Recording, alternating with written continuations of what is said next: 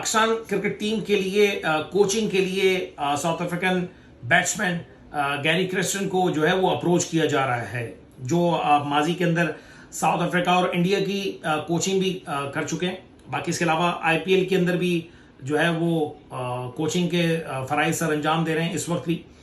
मगर पिछले दिनों आपको मालूम होगा कि जितने भी जिसमें कोचिंग के लिए फॉरेन कोचेस को अप्रोच किया गया, जिसमें शेन वॉटसन है, उन्होंने इनकार कर दिया। इसके अलावा डैरेन सैमी हो गए, उन्होंने इनकार कर दिया। न्यूजीलैंड बल्लेबाज जो अभी तो कोचिंग और दीगर टीमों की कर रहे हैं, रॉन्की जो इस्लामाबाद यूनाइटेड की तरफ से भी वो कोचिंग करते हैं। कहने का मकसद बुनियादी तौर पर ये क्या वजह हुई, पाकिस्तान क्रिकेट टीम के लिए कोचिंग के लिए कोई तैयार ही नहीं है।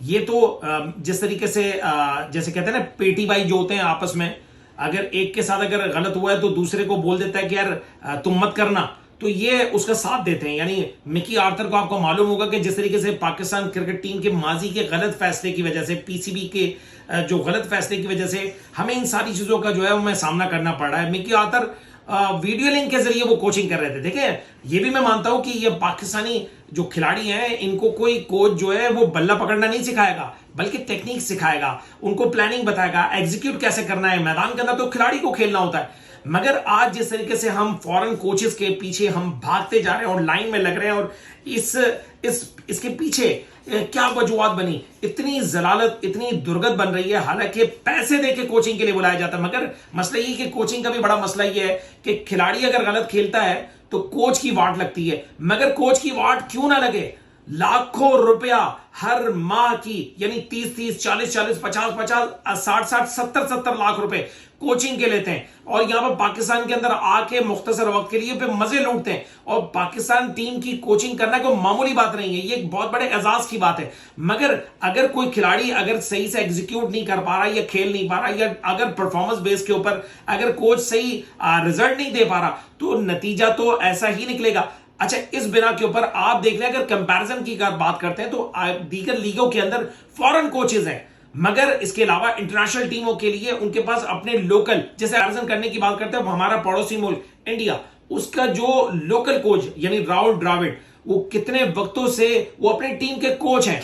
तो इसके अलावा इंडिया ने कभी भी अभी फॉरेन कोचेस के लिए ज्यादा अप्रोच नहीं किया। हालांकि गैरी क्रिस्टन 2008 से 2011 तक इंडियन टीम के एक कामयाब कोच के तौर पर जाहिर हुए थे। बाकी इसके अलावा साउथ अफ्रीकन टीम की तरफ से भी उन्होंने बड़ी जबरदस्त उन्होंने कोचिंग की। मगर कहने का मकसद ये है कि हम क्यों फॉरेन कोचेस के पीछे भागते हैं? हमारे पास क्या लोकल खिलाड़ी कम है? हमारे पास अपने खिलाड़ी मौजूद है, सीनियर खिलाड़ी हैं।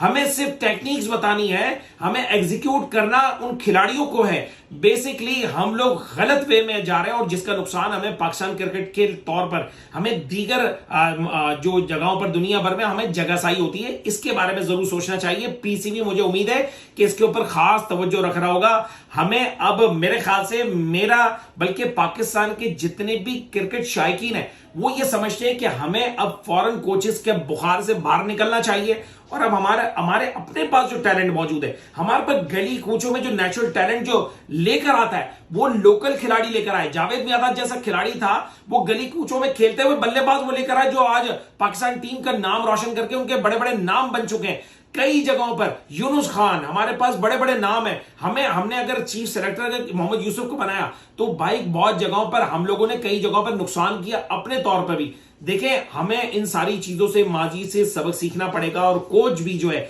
जो फॉरेन कोचेज हैं, जो आपसे वो इनकार कर रहे हैं, वो एक इंसल्ट वाला जो माहौल बन चुका है, जो उनकी जो दुर्गत बनाई जाती है कि सारा मलबा जो है वो पाकिस्तान टीम हारती है और पता चलता है कोच के ऊपर चढ़ जाता है। और सबसे पहले अगर तलवार अगर लगती है और चढ़ती है, तो वो सबसे पहले कोच के ऊपर ही चढ़ती है और वो कोच निकाला जाता है।